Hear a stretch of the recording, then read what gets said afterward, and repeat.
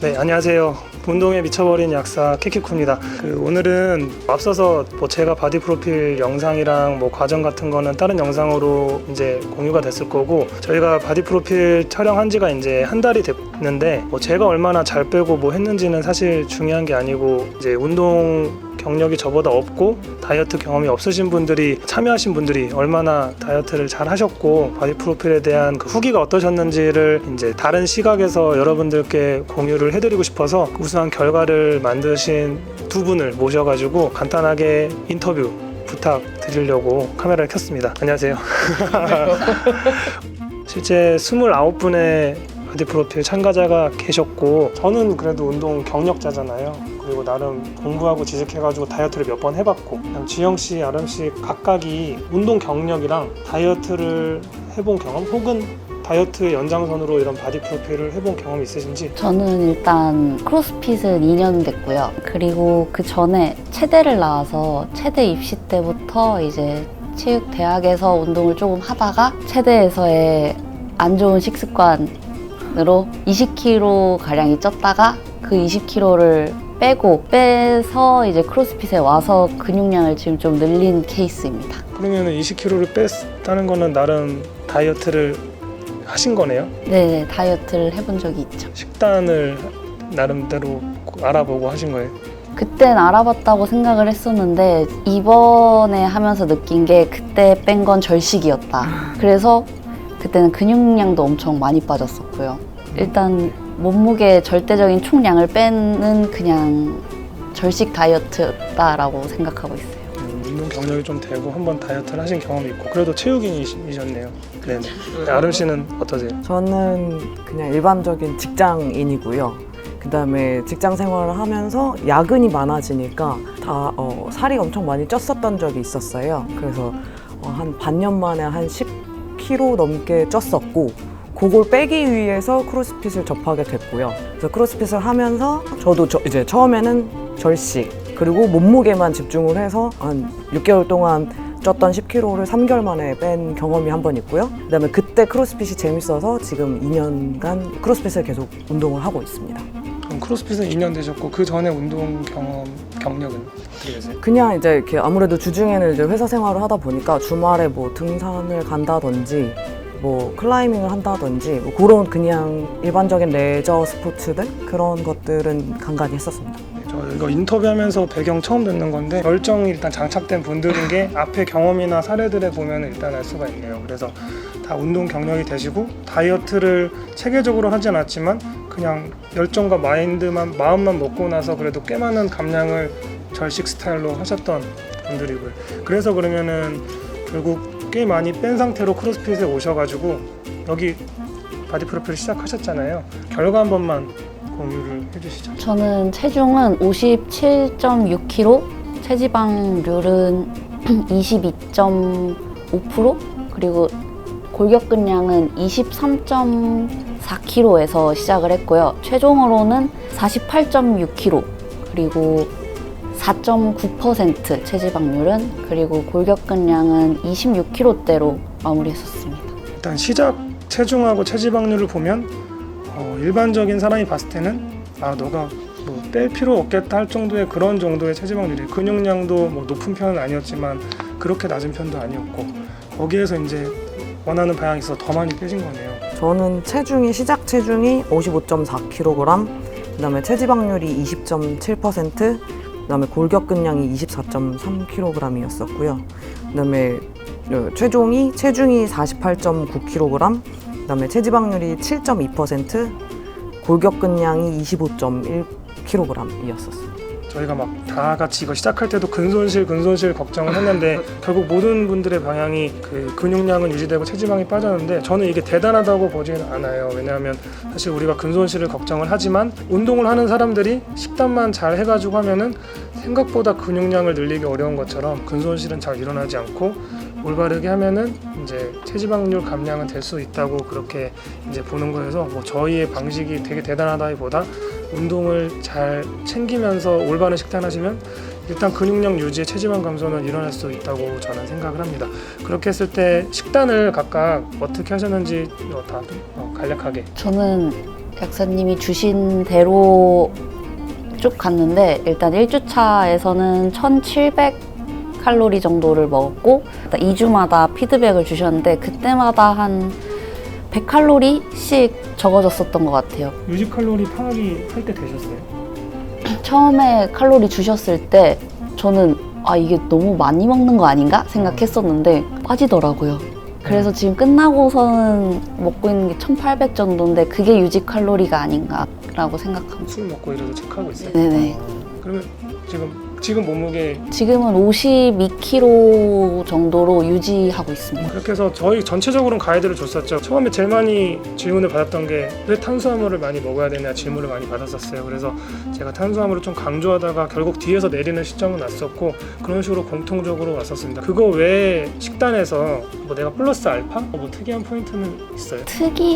특이하다면 유일하게 하나가 저는 이런 식단에 대한 스트레스가 전혀 없고 싶어서 정말 다양하게 정말 많은 거를 먹었어요. 저는 다른 분들처럼 직장을 다니거나 외식을 많이 하는 스타일이 아니어서 제가 직접 만들어 먹을 수 있는 기회가 되게 많아서 거의 매 식단을 다양한 종류로 바꿔가면서 소스에 대한 스트레스를 일단 줄이려고 소스는 아끼지 않으면서 칼로리 내에서 질림 없이 즐겼다라는 생각입니다.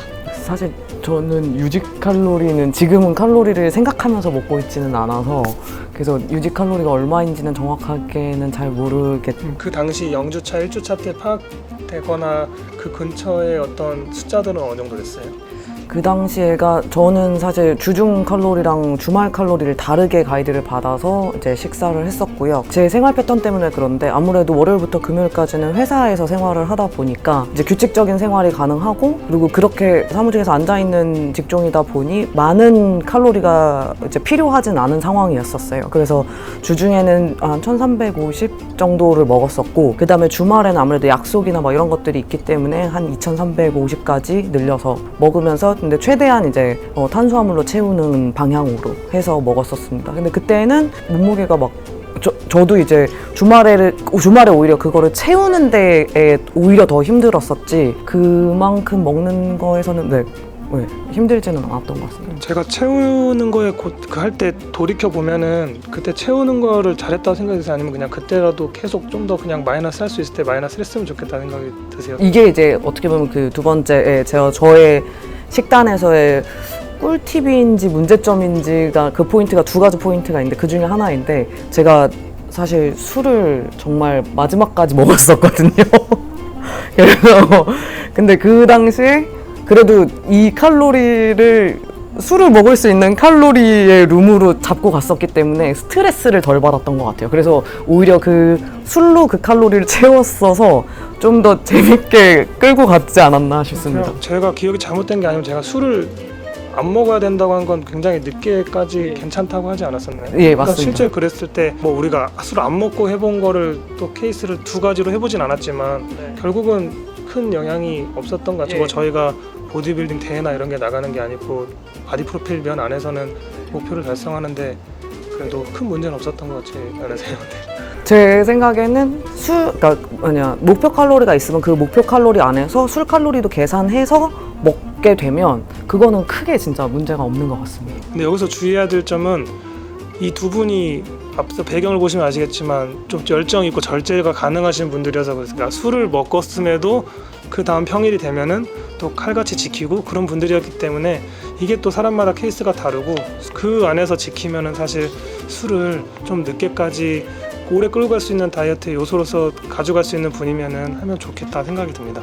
이제 운동인데 저희는 만난 베이스가 저희는 크로스핏이에요. 그래서 바디 프로필을 크로스핏으로 준비를 하게 됐었습니다. 근데 운동을 코치님께서 크로스핏 플러스 약간의 바디빌딩을 섞어서 주셨어요. 그랬을 때 이 목표 달성에 있어서 운동을 처방대로만 하셨는지, 저희는 크로스핏 메인 수업에 약간의 근력 운동이었어요. 그거 외에 더 해줬거나 해줬더니 뭐 더 나았던 게 있거나 아니면 이대로가 충분했는지. 저는 일단 아침에 무조건 와드를 하고 그 다음에 코치님이 주신 그 근력 운동 중에서 저는 사실 감량이 목적이 아니었기 때문에 유산소적인 부분들은 다 빼고 거기서 근력 운동만 챙겨갔었고요. 저는 사실 끝날 때까지 유산소를 한 게 10손가락에도 안 듭니다. 유산소에 대해서 질문을 하지 않으셨었나요? 유산소를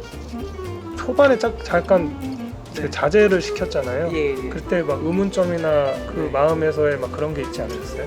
저는 특히나 런을 되게 좋아하고 그 당시에 이제 마라톤 대회도 준비하고 있었고 그래서 런을 계속 하고 싶다라는 생각이 있었는데 이제 유산소를 하지 말라는 이제 지령을 받고 이거를 왜 달리면 안 되죠? 라고 여쭤봤었고 네, 여기서 근데 또 오해하는 게 유산소 금지령 막 이런 게 아니라 크로스핏 자체가 수업에서 유산소성이 들어가고 기본적으로 가이드를 안 들이면은 무게중심이 유산소 쪽으로 너무 쏠리기 때문에 근력 운동을 강조할 때 조금 더 강하게 표현할 때 어차피 유산소성의 요소가 와드가 있기 때문에 근력 운동 위주 혹은 어떤 분들은 딱 지정해서 유산소를 하지 말라고 그렇게 했었습니다. 그리고 나서 이제 저녁에 헬스장을 등록을 해서 매일 저녁 1시간씩 그냥 고립 운동으로 진행했었습니다. 작년하고 이번하고 비교를 해보면 그 안에서 뭐 성장한 것도 있겠지만 작년에는 오롯이 크로스핏을 거의 많이 했었고 이번에 어쩔 수 없이 고립 운동 보디빌딩 스타일, 헬스 스타일 했는데 그 미세한 두 작년과 올해 차이에서 체형 면에서 조금 더 그 숫자적인 거 말고 조금 더 체형 면에서 보디빌딩을 했기 때문에 조금 더 나게 보이는 게 있어서 똑같이 집중된 상태라면은 그리고 그게 어떤 촬영이나 심미적인 목적이라면 역시 보디빌딩을 섞어주는 게 도움이 많이 된다고 생각을 합니다. 저는 사실 운동하는 거 자체가 그리고 바디 프로필을 찍는 게 처음이었고 그다음에 운동에 대해서 이런 고립 운동이나 이런 게 이렇게 익숙하지 않은 상황이었었습니다. 그래서 아무래도 이제 퇴근 후에 이제 박스에 와서 이제 주어진 고립 운동을 소화해내는 것 자체만으로도 시간이 굉장히 오래 걸렸어요. 이 운동이 어떤 운동이고 그 다음에 어느 부분에 자극이 가야 되는 거고 그리고 어느 정도의 무게를 들어야지 저한테 도움이 되는 운동인지를 찾아가는 데에만 시간이 좀 많이 걸려가지고 그래서 그 당시에는 이제 그 고립 운동을 하는 데에만 다른 사람들에 비해 한 2~3배의 시간이 걸렸었고요. 근데 그거를 이제 찾아 나가는 과정에서 이제 시간이 점점 단축되면서 그래서 딱 퇴근하고서는 박스에 들어가자마자 고립 운동을 한 30분 정도 하고 그 다음에 와드 수업을 1시간 듣고 그 다음에 다시 고립 운동을 하거나 아니면은 코어 운동을 마무리를 하는 정도의 루틴을 갖고 갔었고요. 그 다음에 마지막 후반부에 갔을 때 여기에 이제 유산소를 조금 더 섞어주는 정도로 운동을 계속 했었습니다. 바디 프로필 컨셉을 이제 스냅 촬영으로 했잖아요. 크로스핏을 하는 동작에서의 연속성의 스냅 촬영을 했을 때 이렇게 촬영하는 분들이 생각보다 더 적고 다들 스튜디오 촬영을 많이 하는데 그 스냅 촬영에 대한 후기를 한번 말씀해 주세요. 저는 오히려 스튜디오 촬영이었으면 참여를 안 했을 것 같고 스냅 촬영이 훨씬 더 좋았었던 것 같아요. 일단 아예 이거를 참여하게 된 계기부터 말씀을 드리면 저는 사실 크로스핏을 조금 더 잘하고 싶어서 이 다이어트 챌린지 그 다음에 바디 프로필 챌린지에 참여를 하게 되었거든요. 그래서 만약에 이게 바프가 스튜디오 바프다 뭐 이런 식으로 갔었으면 저도 그거는 신청을 아예 안 했을 것 같아요. 그러니까 운동을 좀 더 잘하고 싶은 욕심 때문에 이걸 신청을 했었고 그리고 그렇게 내가 운동을 즐기는 모습을 담을 수 있다라는 그러한 컨셉이었기 때문에 더 재밌었던 것 같고요. 근데 사실 그 당시에 너무 많이 이렇게 감량하면서 힘들었던 부분도 있어서 다시 찍는 거는 다시 한번 생각을 좀 해봐야 될 것 같습니다. 16주 동안 나름대로 가이드를 받으면서 다이어트가 어떻게 하는 거다라는 거를 제 관점에서 이렇게 뿌려드려서 흡수를 하셨잖아요. 그러니까 이제 앞으로 다이어트를 한다, 이제 그래도 어느 정도 감이 있고 자신감이 생기셨을 것 같아요. 그럼 마지막으로 다이어트는 뭐야? 라고 마지막으로 말씀해주세요. 샐러드만 먹을 필요 없고 탄수화물 많이 먹어도 괜찮고 내가 생각하는 것보다 더 많이 먹어도 빠진다. 오히려 안 먹으면은 안 빠지지, 저는 더 먹어도 빠진다는 걸 이번에 깨달았기 때문에 좀 더 사람들이 건강하게 빼는 거를 좀 더 지향했으면 좋겠어요. 좀 더 건강한 음식을 찾아야 되고 운동도 그만큼 양과 질을 채워야 된다라는 말을 하고 싶습니다. 저는 사실 그 생각을 해요. 굳이 다이어트를 할 필요가 있을까? 왜냐면 내가 내 몸을 알고 내 몸을 먼저 사랑하는 거를 우선시해야 될 것 같아요. 그래서 내 몸을 최대한 사랑하는데 내 이 몸에 대해서 그래도 그럼에도 불구하고 조금 더 욕심이 난다 하면은 그 방향성에 맞춰서 운동을 더 하든 하면 되는 거고, 그다음에 다이어트가 사실은 어떻게 보면 식단이잖아요.